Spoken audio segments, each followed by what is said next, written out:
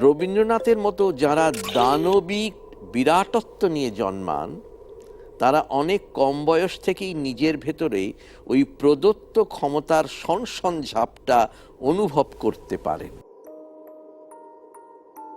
যে মুহূর্তে রবীন্দ্রনাথ ডান হাতে এই দৈব কলমটিকে অনুভব করেছিলেন, সে মুহূর্তে উনি বাঁ হাতে ধারণ করেছিলেন একটি চাবুক, যেটা শুধুমাত্র নিজের প্রতি নিক্ষেপ করা যেতে পারে। কারণ তা নইলে কোনোদিন একটা লোক নিজেকে ওইভাবে ভাঙতে ভাঙতে বারে বারে রবীন্দ্রনাথ থেকে রবীন্দ্রনাথতর হয়ে ওঠার একটা প্রজেক্ট নিতে পারে না। খুব কম বয়সে রবীন্দ্রনাথ বুঝেছিলেন যে উনি যেখানে চলে গেছেন তাতে উনি মোটামুটি একজন আইকন।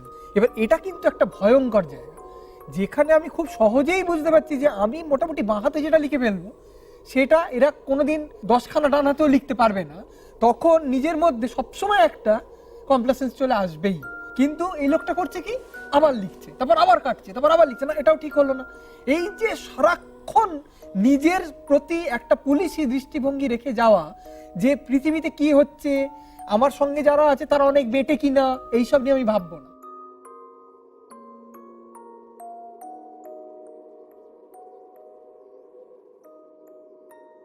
2 साल पहले मैंने एक वीडियो बनाया था, why was Tagore a genius. तब मुझे लगा था कि शायद मैंने टैगोर को अच्छी तरीके से समझ लिया है, बट यू नो टैगोर को आप जितने करीब से देखोगे आपको हमेशा एक नया कॉम्प्लेक्सिटी मिलेगा उनमें, very much like a fractal.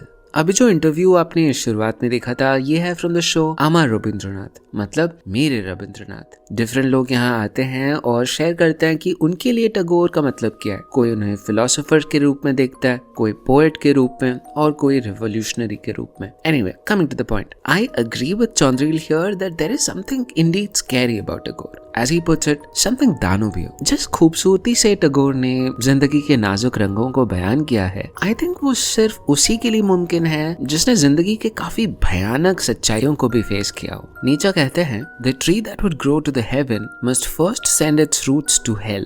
According to Tagore himself, life में चीजें आइसोलेशन में एग्जिस्ट नहीं करती। जहाँ खुशी है वहाँ दुख भी होगा, जहाँ जीवन है वहाँ डेथ भी होगा। Life in many ways is like a wave of highs and lows. সমস্ত জীবনটা যেন একটা ছন্দের মতন, জন্ম, মৃত্যু, সুখ, দুঃখ, মিলন, বিচ্ছেদ, ঠিক একটা সমুদ্রের ঢেউয়ের মতো, একবার উঠছে আবার পড়ছে। हमारा last video concluded with this line from Tagore, only in love, unity and duality are not in conflict. But why love? Why not detachment? Or why not courage? Or why not one of the many things that the philosophers talk about? ये video एक attempt है to answer this question.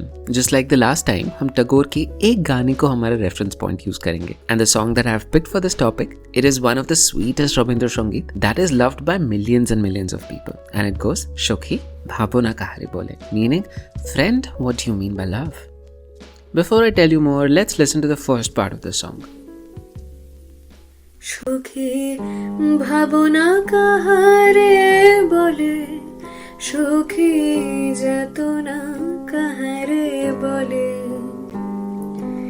তোমরা যে বলো দিবস রজনী, ভালোবাসা ভালোবাসা, সুখী ভালোবাসা কারে কর, সে কি কেবলি যাতনা,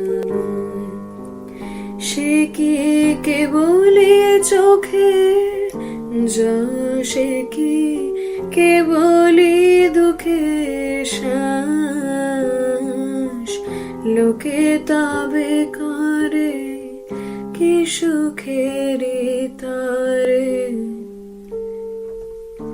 এমন দুঃখেরও হাস।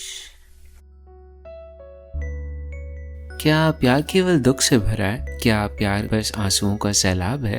Like many of Tagore's songs, this one also stages a conversation between two characters. A protagonist questioning her friend about the nature of love and pain.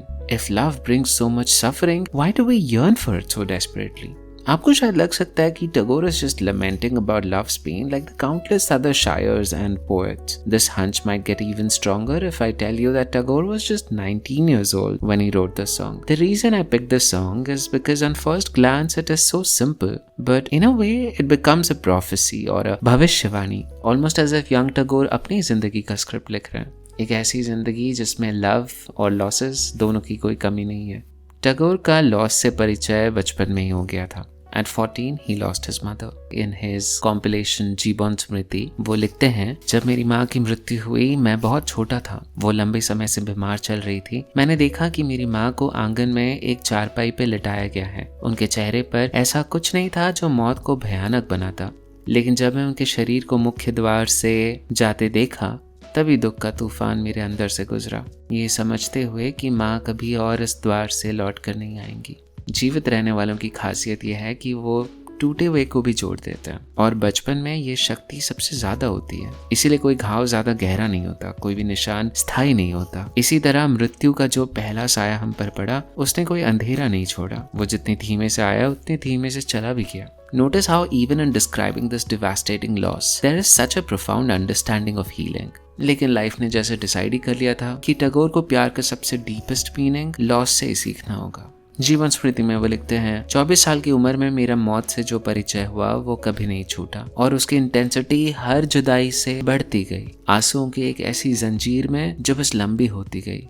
यहाँ टैगोर मेंशन कर रहे हैं कादम्बरी देवी को, officially his bhabhi, but really his intellectual soulmate. She was just 2 years older to him. She came to the Tagore family when she was 11 and Tagore was 9. What bloomed between them was something beyond conventional relationships, something that was beyond labels. She was his first reader, his harshest critique, and in a way his artistic companion. Tagore लिखते हैं, मेरी भाभी साहित्य की बहुत बड़ी प्रेमी थी। वो सिर्फ समय बिताने के लिए नहीं पढ़ती थी, बल्कि जो बंगाली किताबें वो पढ़ती थी उनसे उनका मन भर जाता था। मैं उनके साहित्यिक सफर का साथी था और इस रिश्ते की गहराई देखिए, टैगोर लिखते हैं, वो मुझे अक्सर एक संस्कृत कहावत याद दिलाती थी, जो कवि कीर्ति के पीछे पड़ा रहता है उसका हमेशा मजाक बनता है। उन्हें पता था कि अगर मेरा अहंकार से नाता जुड़ जाएगा तो बाद में काबू करना मुश्किल हो जाएगा, इसलिए वो मेरी तारीफ बहुत कम करती थी और कोई मौका नहीं गवाती थी और किसी की तारीफ करने के लिए। वो जो गाना है ना, তোমারে করিয়াছি জীবনের ধ্রুব তারা, তোমারে করিয়াছি জীবনের ধ্রুব তারা, এ সমুদ্রে আর কভু ভাবনা কো পথহারা, তোমারে করিয়াছি জীবনের ধ্রুব তারা। मतलब मैंने तुम्हें अपनी जिंदगी का ध्रुव तारा बना लिया है। वो टैगोर ने समर्पित किया था कादम्बरी जी को। कहते हैं कि कादम्बरी जी टैगोर से प्यार कर बैठी थी और जब टैगोर की शादी की खबर उन्हें मिली तो ये सदमा वो सह नहीं पाई और 1884 में उन्होंने अपना जीवन त्याग दिया। टैगोर का ध्रुव तारा कहीं खो गया। इस दर्द को टैगोर ने एक आर्टिस्टिक एक्सप्रेशन दिया था इन हिज नॉवेल नॉस्टोनीड, जिस पर बाद में सत्यजीत रे ने बनाया चारुलता।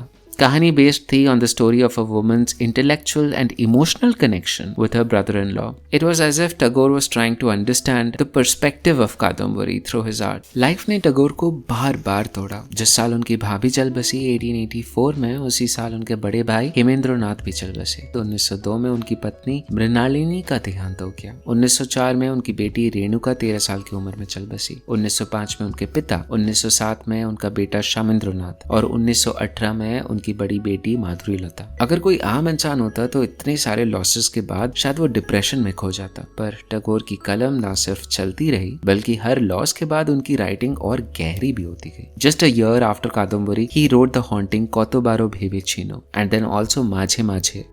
ওহে কি করিলে বলো পাইব তোমারে, রাখিব আখিতে আখিতে, ওহে এত প্রেম আমি কোথা পাবো না, তোমার হৃদয়ে রাখিতে, মাঝে মাঝে তব দেখা পাই,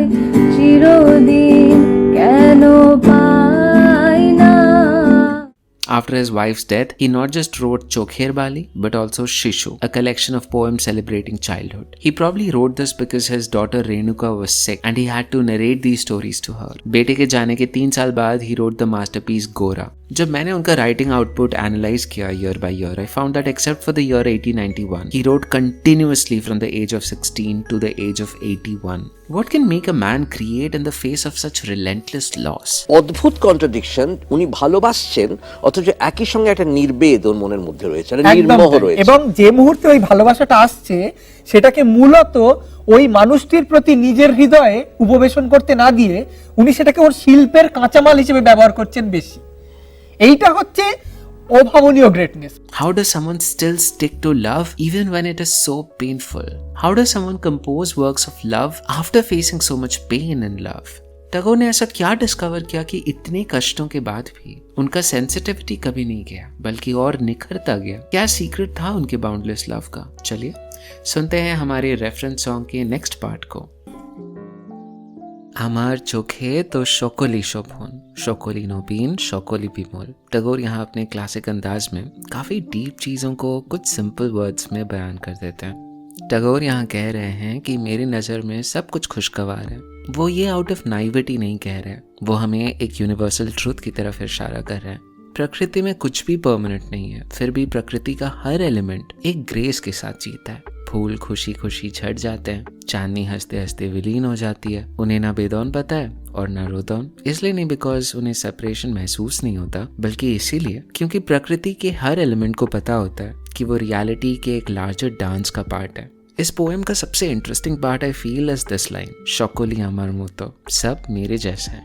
this line captures the essence of Rabindrik love. जब आप रियलाइज करते हो कि एग्जिस्टेंस का हर पार्ट आपका ही एक्सटेंशन है, उसी कॉन्शियसनेस का एक्सपेंशन है जो आप में निहित है, देन लव बिकम्स इनएविटेबल। जीवन स्मृति में टैगोर लिखते हैं कि उनके माँ के गुजरने के बाद उन्होंने उनके डेथ को कैसे प्रोसेस किया। वो लिखते हैं, जब मैं अपने स्कार्फ में आधी खिली चमेली के फूल बांधकर घूमता था और उन नाजुक कलियों से अपना माथा सहलाता था तो मुझे अपनी माँ की उंगलियों का स्पर्श याद आ जाता था। मैंने महसूस किया कि उन प्यारी उंगलियों में जो कोमलता थी, वही कोमलता हर दिन इन चमेली के कलियों में भी खिलती है और ये कोमलता धरती पर असीमित मात्रा में मौजूद है। टैगोर को रियलाइज हुआ कि the love that he was missing wasn't lost. It existed everywhere in nature, in flowers, in the moonlight, in the cosmic dance of the existence itself. This was Tagore's profound answer to love's apparent paradox. Pain love के imperfection से नहीं आता, but हमारे limited vision से आता है। जब हम हमारे विजन को नेचर की तरह एक्सपैंड कर देते हैं, हम देखते हैं कि प्यार हर चीज में व्याप्त है। इतने सारे डेथ्स एक्सपीरियंस करने के बाद, इतने सारे लव्ड वंस को खोने के बाद, शायद टैगोर का रुझान हुआ होगा towards a more permanent kind of love. 1926 में टैगोर अपनी फ्रेंड निर्मल कुमारी जी को एक लेटर में लिखते हैं, मौत का ख्याल मेरे दिमाग से नहीं जा रहा। इस दुनिया में हम सब अलग अलग रूपों से एक दूसरे से जुड़े हुए हैं। कुछ धागे गहरे हैं, कुछ कम गहरे हैं। जिंदगी लंबी हो तो खुशियाँ और दुख दोनों ज़्यादा मिलते हैं। अगर आपका दिल बड़ा है तो मौत के तीरों को चुभने के लिए जगह भी ज़्यादा मिल जाता है। जिंदगी की सच्ची पूजा अमर होने में है, जिसका मतलब है कि मौत से जीत जाना। जब हमसे करीब किसी की मौत होती है तो हमारी आत्मा को चोट लगती है। आत्मा चाहती है कि वो सब कुछ छोड़ छाड़ कर किसी ऐसी चीज में बस जाए जो कभी डिस्ट्रॉय ना हो। जब मौत जिंदगी का सामना करती है तो मौत जिंदगी से पूछती है, जो मैंने तुमसे छीन लिया उसके बाद तुम्हारे अंदर कुछ बचा है या नहीं? अगर कुछ नहीं बचा तो तुम पूरी तरह से धोखा खा गए। जिंदगी को जिंदगी ही चाहिए और किसी भी तरह से मौत से धोखा नहीं खाना चाहती जिंदगी। जब आत्मा को समझ में आ जाता है कि उसके साथ धोखा हुआ है तो वो तुरंत जोर देकर कहती है, जो मुझे अमर नहीं कर सकता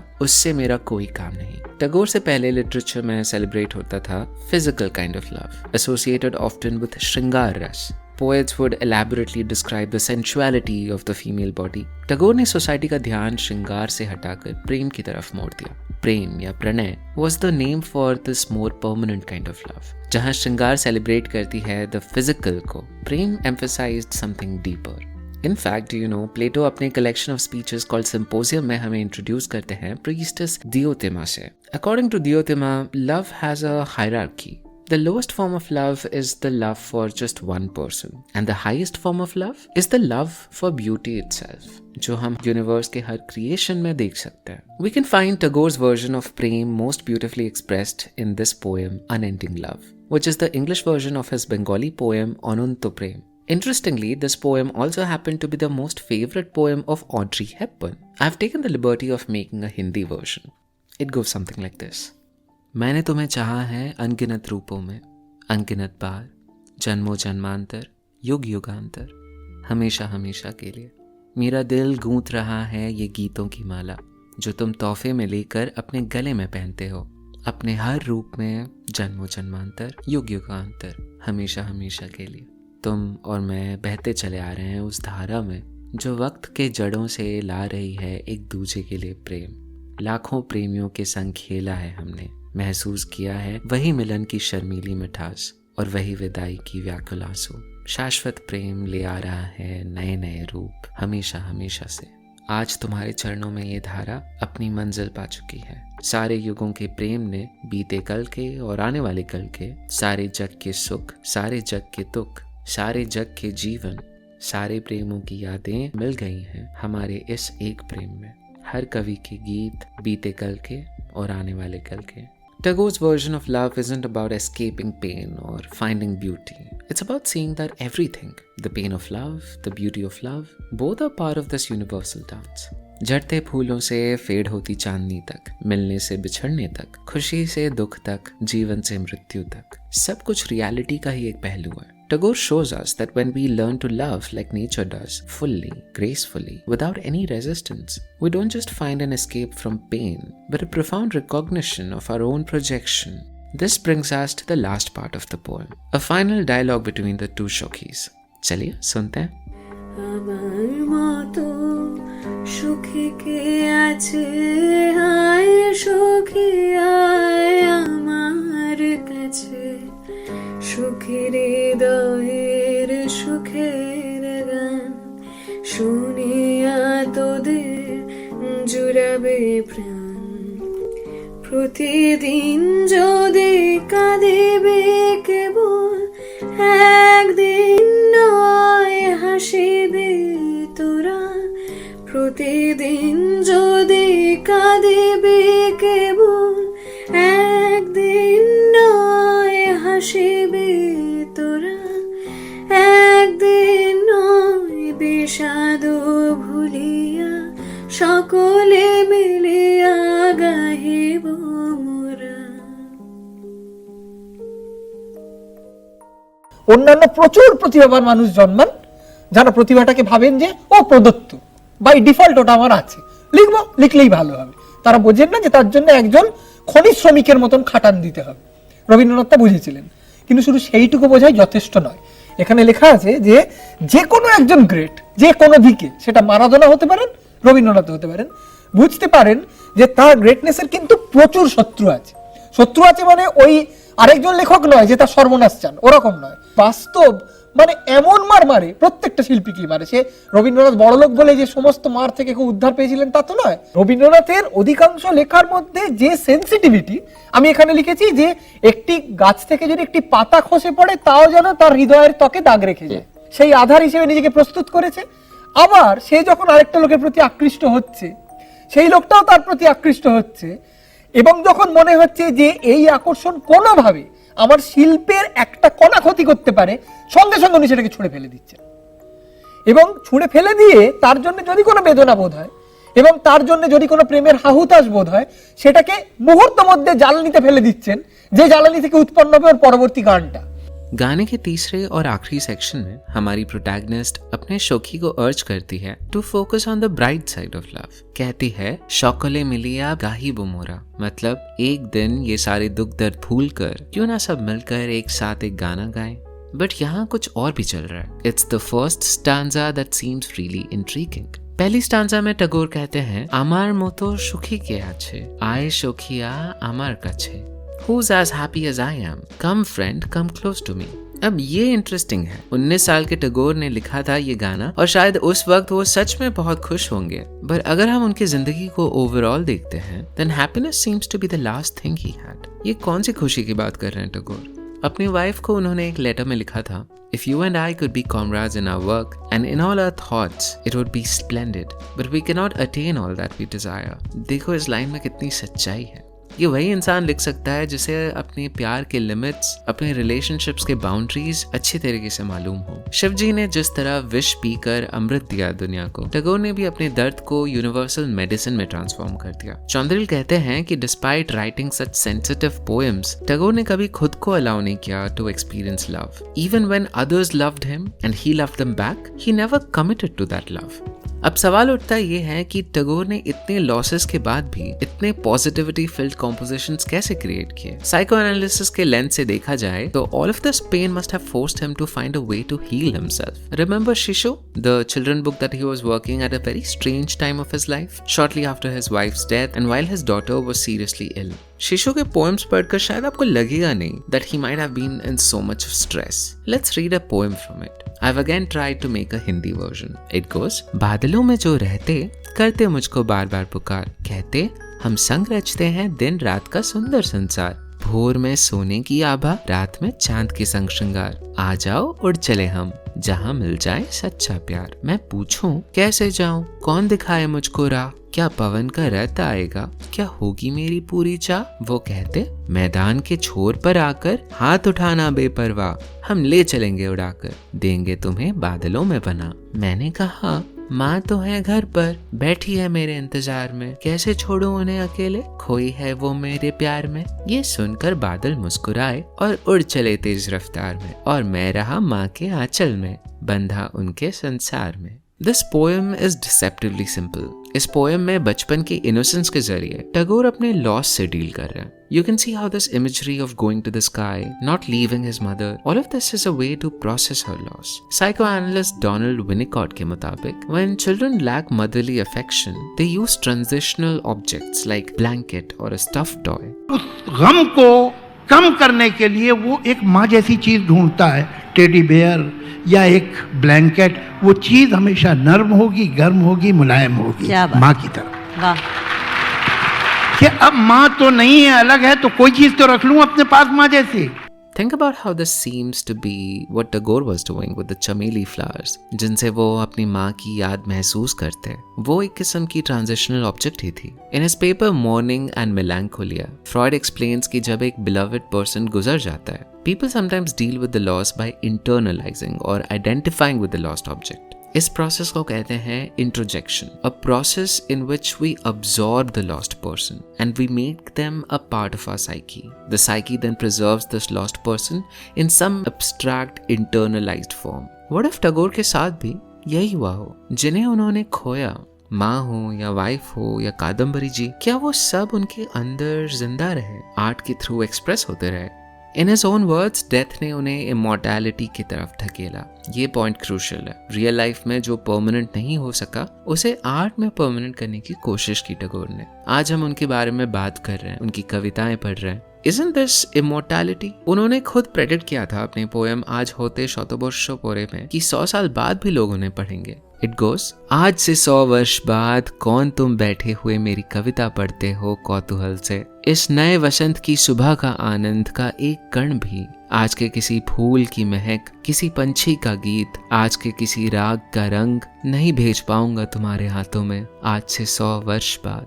इस पोएम का एग्जिस्टेंस ही प्रूव करता है कि शायद टैगोर को पता था कि उनके एडमायरर्स उनके खुद के स्पेस टाइम के बियॉन्ड लाई करेंगे, and that means to connect with them, to connect with us, he has to become immortal. And to become immortal, Tagore had to talk about topics that would be timeless.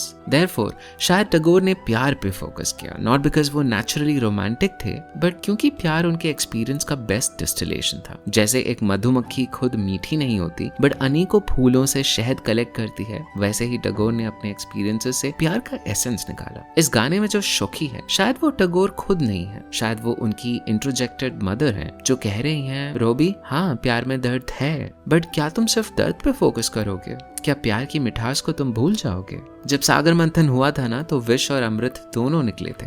जब तुम्हारी, मेरे और टैगोर की तरह कोई इंसान sensitive हो, तो उसे प्यार और पेन दोनों महसूस होता है। टैगोर का ग्रेटेस्ट कंट्रीब्यूशन शायद ये था कि उन्होंने पर्सनल पेन को यूनिवर्सल विजडम में ट्रांसफॉर्म करने का एक ब्लूप्रिंट हमें दे दिया। अपने पेन से खुद के भीतर जाना, खुद को समझना, रियलाइज करना कि ये पेन पूरी सृष्टि फील कर रही है, उस अंडरस्टैंडिंग से ऐसा आर्ट बनाना जिससे आप खुद हील हो सको, उस हीलिंग मेडिसिन से यूनिवर्सल ट्रूथ्स को डिस्कवर करो और फिर उन यूनिवर्सल ट्रूथ्स को दुनिया के साथ शेयर करो। This is the great Rabindrik algorithm to convert pain to eternal art. आज जब डिप्रेशन और मेंटल हेल्थ की बात होती है, टैगोर का प्रोसेस हमें एक रास्ता दिखाता है। जैसे उन्होंने शिशु में बच्चों की इनोसेंस के थ्रू अपनी माँ का लॉस प्रोसेस किया था, वैसे ही हम आर्ट थेरेपी के जरिए खुद के ट्रॉमा और पेन को हील कर सकते हैं। टैगोर की ट्रेजेडी ये थी कि उन्होंने बहुत कुछ खोया, बट उनकी विक्ट्री ये थी कि हर लॉस को उन्होंने एक मीनिंग प्रोवाइड किया। जब हम शोखी भाबुना सुनते हैं तो हम एक 19 साल के कंफ्यूज लड़के की आवाज नहीं सुनते, हम यूनिवर्सल ह्यूमन एक्सपीरियंस की आवाज सुनते हैं। टैगोर से हम सीखते हैं कि love is understanding and understanding is love. Understanding without love is just an intellectual exercise, और love without understanding is just blind obsession. Tagore ने अपनी आर्ट में दोनों को मर्ज किया, इसीलिए शायद उनकी पोएट्री फिलोसॉफिकल भी है और इमोशनल भी। आज के टाइम में जब दुनिया में पोलराइजेशन इतना ज्यादा बढ़ रहा है, टैगोर के टीचिंग्स और भी इम्पोर्टेंट हैं। शायद वो अगर हमारे बीच आज होते हैं तो वो कहते कि इस कॉन्ट्रास्ट और कॉन्ट्रडिक्शन को एम्ब्रेस करो, इससे भागो मत, क्योंकि शायद यही जिंदगी है, शायद यही प्यार है। Thank you so much guys for watching this video. I would like to thank all the members of our channel. Thank you so much Deepit Purkayastha, Ashwani Pandey, Prasad KSN, Gandev 68, Dreadful Bodyguard, Shubhashri Patnaik, Pavan Pamidimarri, Nikhil Angad Bakshi, Obhilash Ghosh, Ganesh Putran, Milandeep Singh, Vikas Kant, Bishwaroop Chatterjee, Oniket Chatterjee, Conan Subha Guinea Pigs, Suvardhan Jonalagadda, Manit, Honeyman, PSI Boy, Shantanu B, Kunal Rathod, Narasimha Murthy, Joel John, Sanjio, Ashutosh Mukherjee, Pankaj Mandal, Debayan Mukherjee, Shonali Datta, Chinmay Gada, Suhas Nair, Santosh Harish, Abhishek Patnaik, Nayan Kale, Tripti Agarwal, Aniket Jain, Shuyash Singh, Varun Kamble, Arshal, P. Richard, Pritam Dashgupta, Hope Lives On,